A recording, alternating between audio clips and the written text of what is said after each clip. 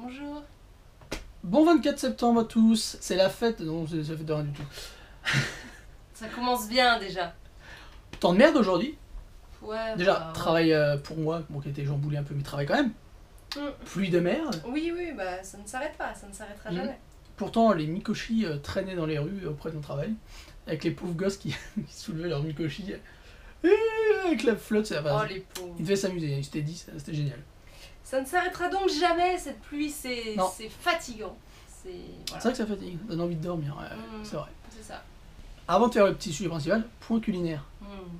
Parce que vu qu'on a eu un renouvellement des stocks de choses qu'on mangeait avant, c'est dit. Oui, puisque le retour de l'automne annonce le retour de certains produits qu'il n'y avait plus en été, évidemment. Et bien vas-y. Et donc, c'est... Le Pizzaman. Pizzaman. Ouais. Donc c'est un pain fourré à la pizza, enfin avec des ingrédients genre sauce tomate, fromage, voilà exactement. Et c'est super bon. Et voilà. Et je suis super contente parce que c'est un de mes trucs préférés en automne-hiver. Voilà l'intérieur. Avec le vieux fromage fondu du milieu. Voilà.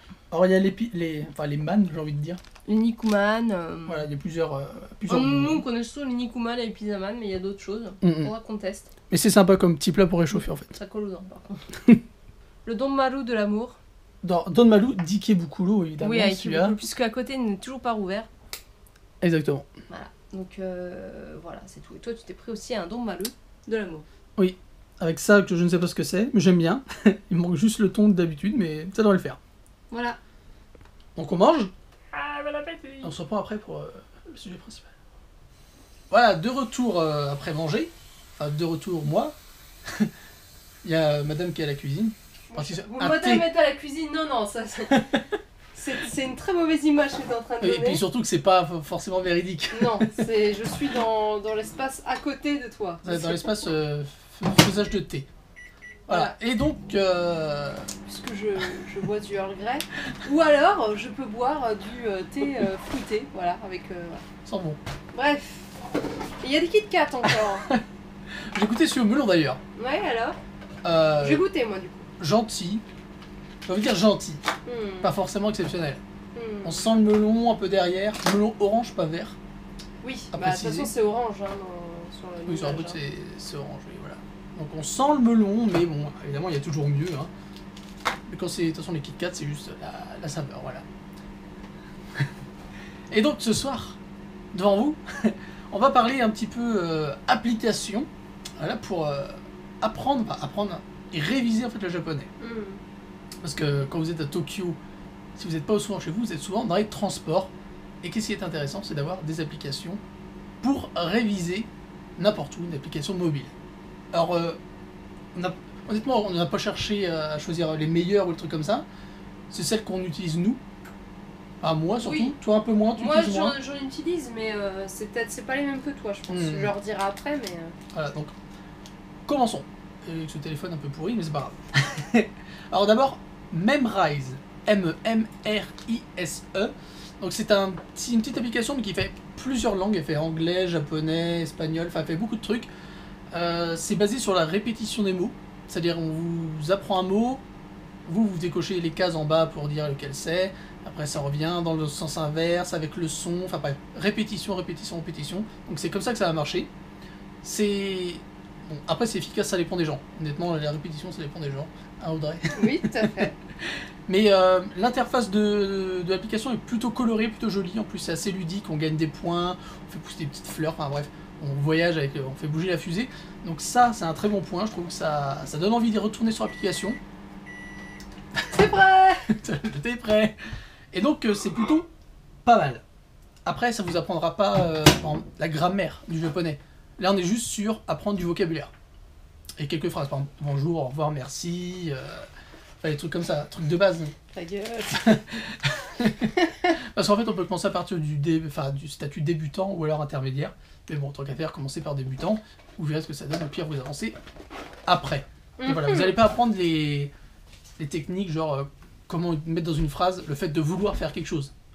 Voilà, non, vous apprenez des mots et ça vous fait une bonne base de voc.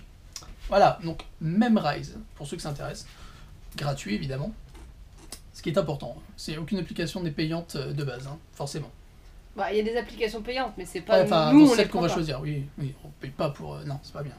Alors, allez en anglais. J'ai oublié de préciser. De toute façon, nous, tout est en anglais. Pendant que je mets du sucre partout. Oui. Si vous entendez des trucs tomber, c'est le sucre dedans. Alors la deuxième, c'est Obenkyo. Alors Obenkyo est très, comment dire, pas sobre, mais enfin si, peut-être sobre. Je sais pas comment dire. Comment t'appelles ça? Épuré? Oui, simple, épuré. Ouais, voilà. Ça, c'est un peu l'interface principale d'Obenkyo. Donc comme vous voyez, on peut apprendre katakana, hiragana, nombre, kanji, vocabulaire, particules, grammaire. Donc là, il y a la grammaire. C'est pas mal. Donc il y a les révisions, les exercices. Où, voilà, comme d'habitude. Hein, vous cliquez, vous choisissez la façon dont vous voulez que le quiz arrive, et puis vous révisez. C'est pas très engageant. Austère, voilà. Austère, c'est le mot que je cherchais. Bon, moi, j'ai la même chose, mais dans une autre appli. Je te montrerai après. Donc voilà. Obenkyo, sympa, parce qu'il y a plus de choses. Par contre, c'est un peu austère. Bon, on est là pour travailler, donc ça gêne pas. Mais c'est vrai que on aurait peut-être pu faire des choses un peu plus joyeuses. Oui. Classement par niveau GLPT. Enfin, j'ai envie de dire comme dans quasiment toutes les applications. Il y a beaucoup d'applications qui classent... Les applications pour japonais, ce sera en général par JLPT. Donc vous pouvez choisir 5, 4, 3, 2, 1, évidemment. Vous avez les kanji, les significations en français. Vous pouvez dire si vous avez envie de les réviser, si vous les avez déjà appris, si vous n'avez pas besoin. Enfin bref, c'est assez complet. C'est plutôt pas mal, mais c'est vrai que c'est pas engageant, ça donne pas forcément de revenir dessus. Troisième application. Oui. Oui, tout à fait, oui. Que j'utilise, c'est Kanji Senpai. Ah, ça c'est la mienne, ça, tu me l'as volée. Et je vais laisser Audrey discuter. Non, vas-y, parle-en. Elle est bien, moi je l'aime bien. Bah voilà, on va mettre en même temps. C'est une application qu'on a en commun. Voilà, donc Kanji Senpai, vous avez un petit mode study, ça va marcher évidemment. Voilà. Et là, bah, vous avez le mot, signification, kanji, avec, si vous voulez l'apprendre, si vous voulez passer le mot, quand on le sait. Oui, ouais. Donc là, ça va mettre un deuxième. En fait, il y a plusieurs phases en fait dans cette application. C'est qu'on te propose des mots à apprendre. Et après, on te fait un quiz où on te répète plusieurs fois le mot, soit le kanji, soit la signification. Pour dire voilà à quel kanji correspond cette signification, à quelle signification correspond ce kanji, à quelle prononciation. Des fois on te fait écrire mais c'est pas très développé. Ouais, c'est vrai. C'est beaucoup de bourrage de crâne mais ça marche vraiment parce que moi j'ai mémorisé pas mal de choses grâce à cette application. C'est vrai qu'il est plutôt pas mal. Ouais. C'est du bourrage de crâne mais ça passe vite en fait puisqu'on fait des quiz comme ça. Il y a un petit timer dans les quiz aussi. Exactement. Donc on apprend pas mal de choses. C'est classé par niveau de GLPT encore une fois. On peut choisir les niveaux qu'on souhaite apprendre. Exactement. Donc aller au fur et à mesure, on a des stats pour voir combien on a maîtrisé, combien de kanji, combien d'expressions on a maîtrisé, combien il nous reste à réviser, combien... voilà. Donc c'est plutôt pas mal fait pour vraiment... Voilà, pour ceux qui sont plutôt adeptes du bourrage de crâne. Et moi, j'avoue que tous les trucs du genre par cœur comme ça, c'est vrai que ça m'aide bien en général et ça s'ancre beaucoup plus. Et puis ça me fait... Et comme j'ai une mémoire un peu plus, disons, photographique qu'autre chose, ça me sert plutôt pas mal. Voilà. Donc je recommence cette application, donc Kanji Senpai. Ouais, je l'ai pas mal aussi, hein, c'est vrai. Voilà. Et alors ma première. T'as ton top. Mon top, parce que je trouve que c'est quand même bien complet, c'est Jia Sensei. Alors déjà, la présentation est propre, simple, efficace, et ça donne envie de tapoter sur les touches. Alors, on peut apprendre tout.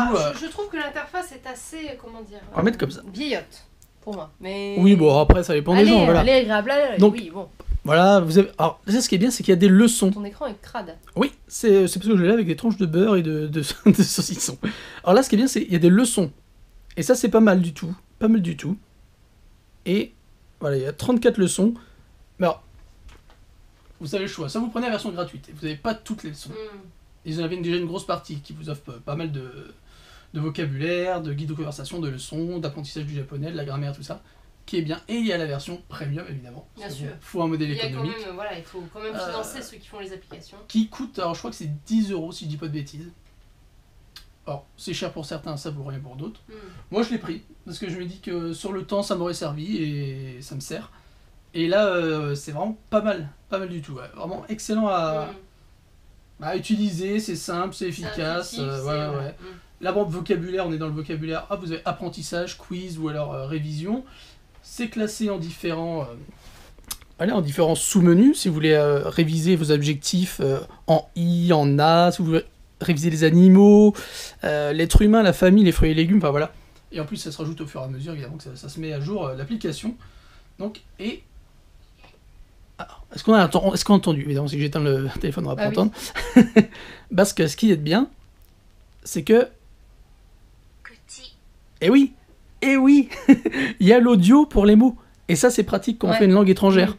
Donc là, vous voyez, en français, le kanji, hiragana, katakana, et l'audio. Et c'est pour ça que je dis que c'est bien. Parce que c'est-à-dire que même dans le quiz, quand vous allez faire après le quiz pour réviser votre vogue, votre grammaire, tout ce que vous voulez, il y a du quiz audio. Donc du coup, ça va pas uniquement se baser sur les kanji, les hiragana, katakana, mais aussi sur l'audio. Et ça, c'est un plus non négligeable. Je dis haut et fort, non négligeable. Et franchement, pour moi, c'est une des applications les plus complètes que j'ai vues. Complète et intéressante. Et celle-là est en français. D'accord. C'est quel nom tu me disais? Jia Sensei. Ah, celle-là, oui. Voilà. Celle-là est en français. Oui. En français.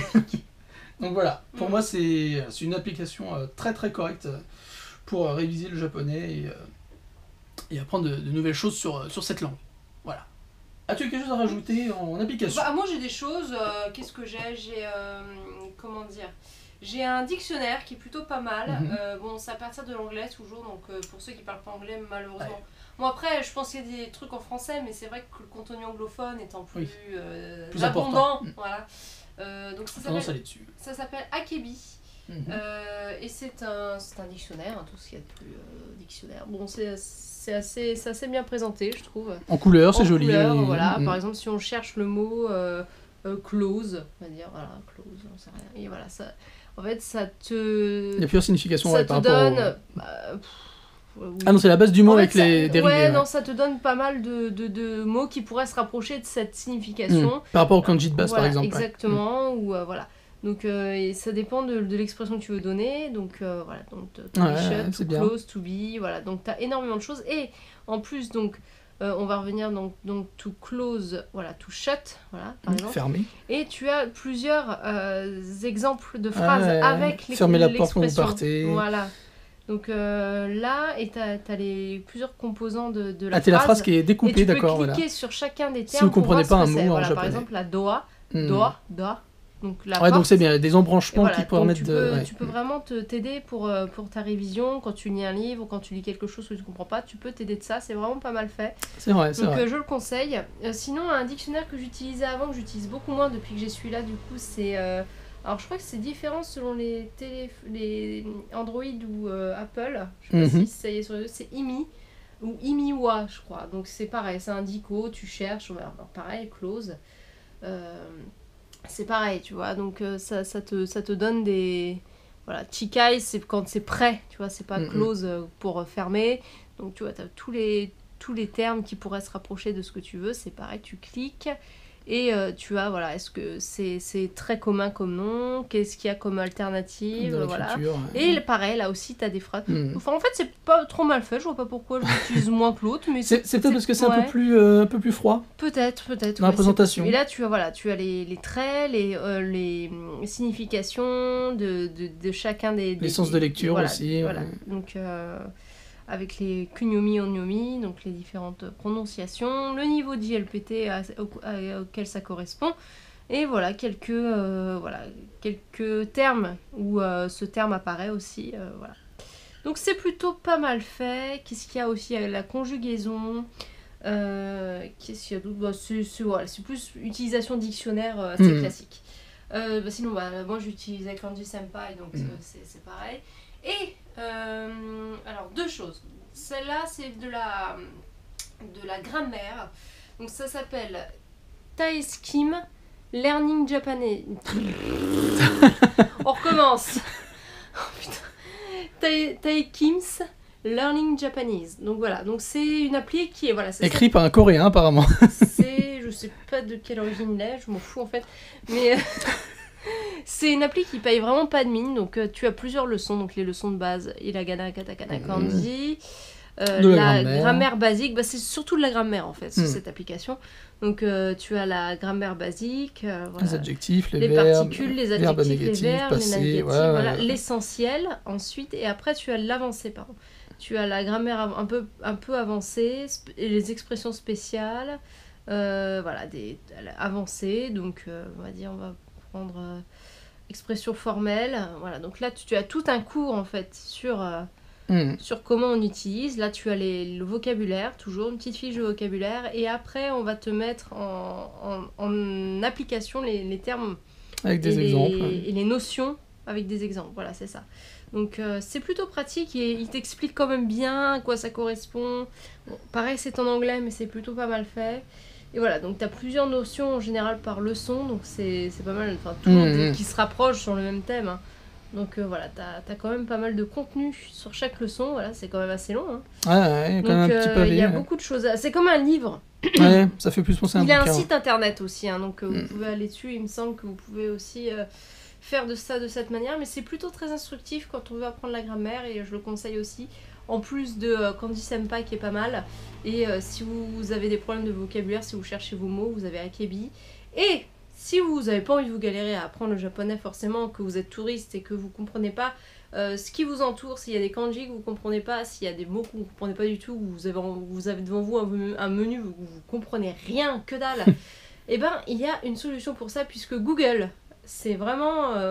et pourtant, Google Traduction, bon, on sait très bien que c'est pas... toujours rigolo, ouais. C'est pas fifou, hein, mais quand même, Google Trad a fait de nombreux progrès sur la reconnaissance. Sur la reconnaissance, puisqu'on peut prendre des photos et... Si tu veux, t'as le bouquin, là. Sinon, je peux faire t'as ça. la barre, oui. Donc voilà, hop. Par exemple, on prend ça...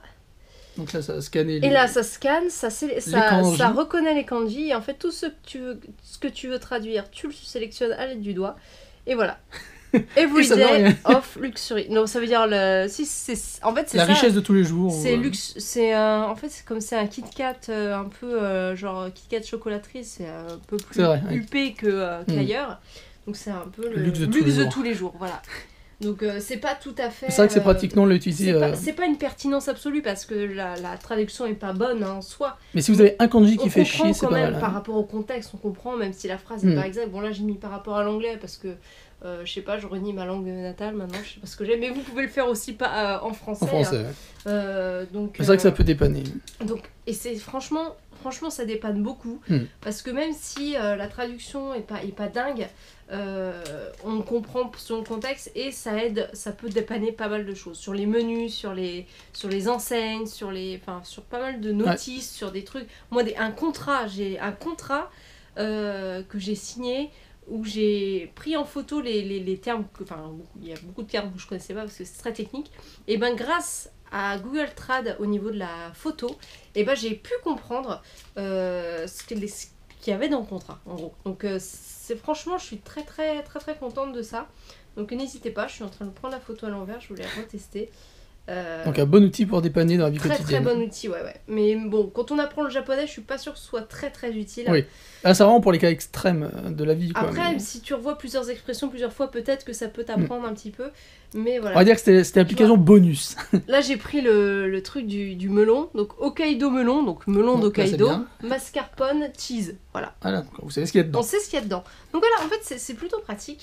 Et n'hésitez pas à l'utiliser si vous êtes en galère, même sur les compos des produits, si vous avez des allergies et tout. Je pense que là, avec cette application, vous avez moyen de bien vous y retrouver. Donc voilà, Google Traduction, téléchargez l'appli, elle est vachement bien. En plus de ça, ils font une fonction hors ligne, ce qui fait qu'on peut télécharger directement les bases de données de mots et de traduction dans les langues que vous souhaitez, anglais, français, japonais, machin.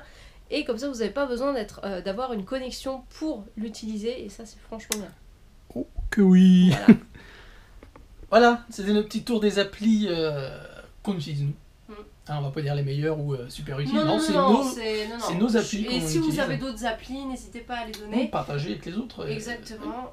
On mettra les liens qu'on a évoqués dans la description, comme ça vous pourrez télécharger autant sur iOS. Je sais pas si elles sont toutes sur iOS. J'ai envie de dire, si possible, si vous avez d'autres applis, mettez celles qui sont gratuites. Oui, Ouais, de préférence, oui. C'est sûr. On est là pour. Après, pour si on a des payantes et qui sont superbes, n'hésitez pas aussi à les mettre. Mais pensons à toutes les bourses, s'il vous plaît. Exactement, voilà. Donc, c'est tout. Bah oui, voilà. Il y a des choses utiles quand même maintenant sur mobile. J'espère que ça vous aidera, si vous connaissiez ou si vous ne connaissiez pas. Ça vous sera utile quoi qu'il arrive. Ouais. Voilà. Et donc, merci aux gens. Merci. Ceux qui like, commentent, partagent, regardent. Tout le monde y est. Tout le monde y est. Merci aux tipeurs qui vont vivre l'aventure. Je peux boire mon thé. Tu peux boire ton thé, voilà. Et puis on va se dire à demain. À demain. Demain travail. Demain non. Demain je devrais aller quelque part si tout va bien. Mais voilà, je vais peut-être vous emmener quelque part demain. Voilà. À demain.